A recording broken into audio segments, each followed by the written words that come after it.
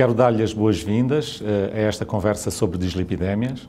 Vamos falar sobre as novas guidelines do ACC-AHA, sobre o tratamento do colesterol sérico, particularmente vocacionados para a redução do risco cardiovascular aterosclerótico.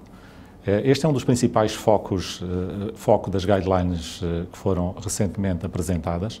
O segundo ponto principal tem a ver com a avaliação do risco cardiovascular para a prevenção primária utilizando o novo score de risco do ACC-AHA e também sobre o ponto em que o colesterol LDL é praticamente abandonado como alvo terapêutico para os fármacos hipolipemiantes. E pegando neste ponto, queria pedir a opinião do professor Vítor Gil sobre este ponto que é uma viragem em termos das guidelines para a dislipidémia.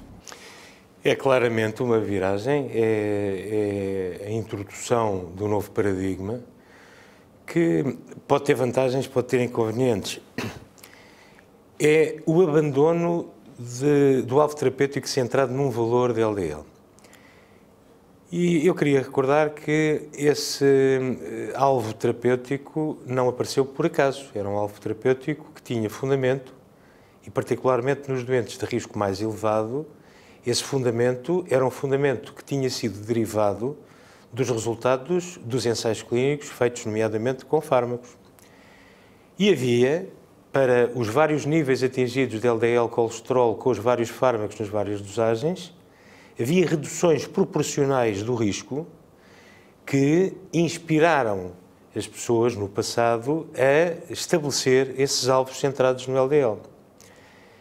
E, portanto, o abandono completo desse conceito a favor de um conceito mais comunitário de grupos de risco poderá facilitar muito a terapêutica ao identificar esses grupos de risco, mas retira, em minha opinião, a centralidade da terapêutica baseada no indivíduo e no seu risco individual, que é determinado por um conjunto de fatores, mas que é determinado também pelos níveis individuais de colesterol.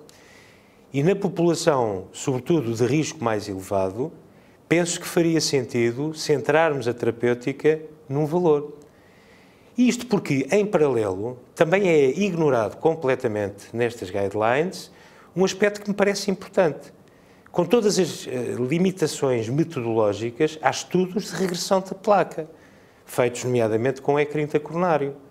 E havia também um paralelismo entre os valores de LDL atingidos e a paragem ou mesmo regressão da placa aterosclerótica, o que faria todo o sentido, porque se casava muito bem com o conceito da redução do risco clínico que apontava para os mesmos valores.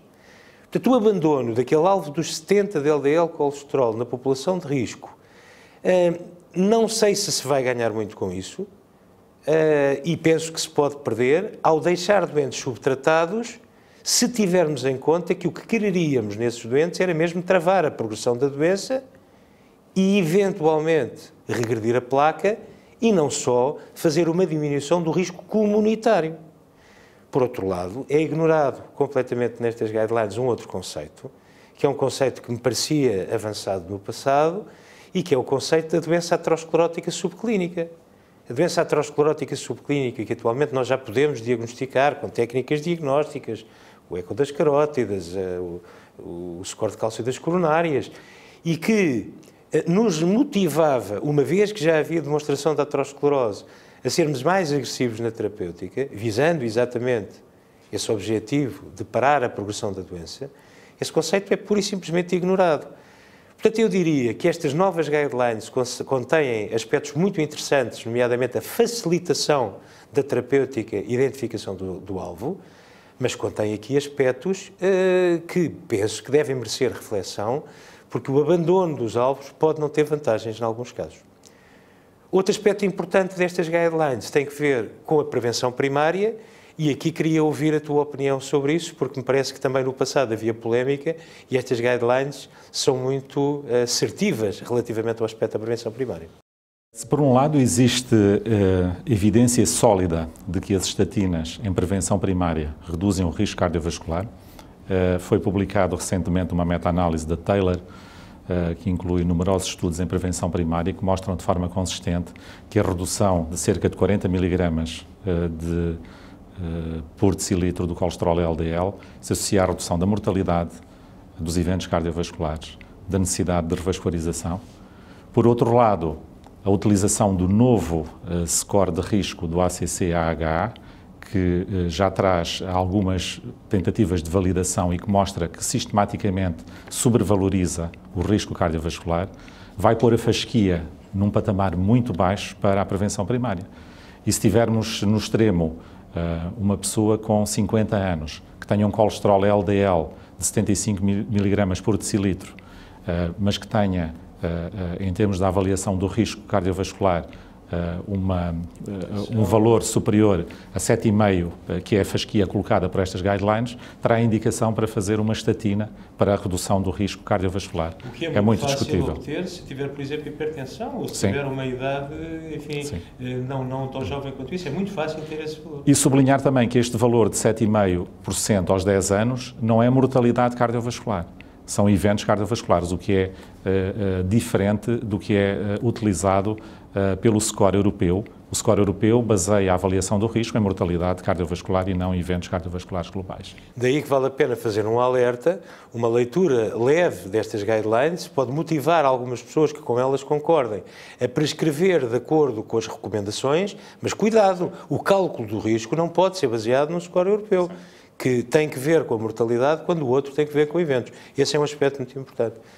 Outro aspecto destas guidelines tem que ver com o abandono dos alvos não LDL. Queres fazer um comentário também sobre isso? Estas guidelines, nos doentes de risco mais elevado, como os da prevenção secundária, ao recomendarem uma estatina em dose intensiva, têm uma vantagem clara, porque tem maior probabilidade de se conseguir uma redução significativa do colesterol LDL. No entanto, ao não recomendar a monitorização ou a avaliação do atingimento do alvo terapêutico, poderá fazer com que doentes que tenham um colesterol LDL à partida muito elevado e que seguramente não vão conseguir ficar dentro do alvo desejado dos 60 mg por decilitro, fiquem privados da utilização de outras terapêuticas que, apesar de neste momento não terem uma evidência forte em termos de prevenção do risco cardiovascular, também não têm desvantagens em termos de segurança e poderão também no futuro mostrar essa eficácia.